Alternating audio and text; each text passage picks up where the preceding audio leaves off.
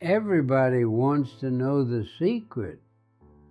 I'm 106 years old, and everybody asks me, Sal, what's the secret?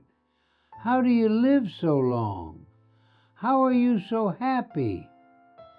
They think I'm going to say olive oil, or wine, or walking every day. I do all those things, sure. But that's not the secret. You want to know the secret? Come closer. I'm going to tell you something that took me 100 years to understand. The secret is you choose. Every single day you choose. Joy is not something that happens to you. Joy is something you decide. And most people, they never figure this out. They wait for life to make them happy. They wait for the right job, the right person, the right moment, and they die waiting. I didn't wait. I decided. And that's why I'm still here, still laughing, still grateful for every single day. Before you think I had it easy, let me tell you what I survived. My mother died when I was 5 years old, tuberculosis. I remember her coughing blood into a handkerchief. My father brought me to America in 1928 with $40 and no English. I was 8 years old, sleeping on a floor with 6 other people in Bensonhurst. I worked from age 10, making shoes beside my father until my fingers bled. My first wife, Anna Maria. She was the most beautiful woman I ever saw. Black hair, green eyes, voice like music. We had 9 years together. 9 years. Then one afternoon, June 14th, 1951, she went up to the roof to hang the laundry. Brain aneurysm. She was dead before she hit the ground. 28 years old. I was 31 with 2 babies and no idea how to go on. Then in 1978, my shop burned down. Everything I built for 26 years, gone in one night. I stood on the sidewalk watching 60 years of my family's work turn to ashes. I was 58. I thought, this is it. This is where I give up. So don't tell me about hard times. I know hard times.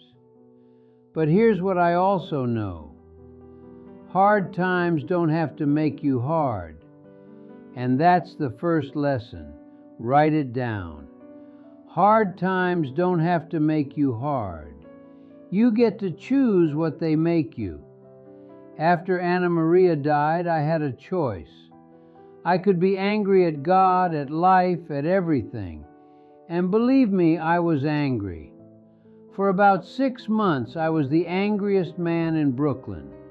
I yelled at customers. I yelled at my sister. I didn't sleep, didn't eat.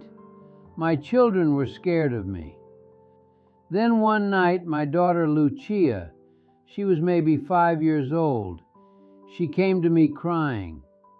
She said, Papa, why are you so mad? Did I do something wrong?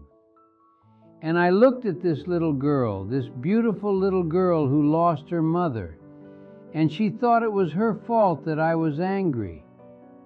That night I made a decision. I said, Sal, you can be angry or you can be a father. You can't be both. And Anna Maria, God rest her soul, she didn't marry an angry man. She married a man who made her laugh. So I'm going to make my children laugh. I'm going to honor her memory by being the man she fell in love with. And that's what I did. Not because I wasn't sad. I was sad every day for years. But I decided that sadness wasn't going to be the only thing my children saw. They were going to see joy too. They were going to see their father choose life. So here's what I want you to understand. You're going through something right now. Maybe you lost someone. Maybe you lost something. Maybe life knocked you down and you don't know how to get up. I'm not going to tell you to pretend it doesn't hurt. It hurts. Feel it. But then, and this is important, then you choose. You choose what comes next. Nobody else can make that choice for you. Now let me tell you about Gloria, 1990. I'm 70 years old. I haven't been with a woman in almost 40 years. I go to a church potluck. The only reason I went was for the lasagna. I'm telling you the truth. And I see this woman across the room. She's laughing at something, and her whole face lights up. And I think, that's the most beautiful thing I've seen in 40 years. Her name was Gloria Washington. She was black. She was 62. She was a retired nurse. And when I walked over to talk to her, half the room stopped eating to watch. An old Italian man and a black woman in 1990 Brooklyn. Madonna, the looks we got. My own son Enzo, he didn't speak to me for 2 years after I married her. 2 years.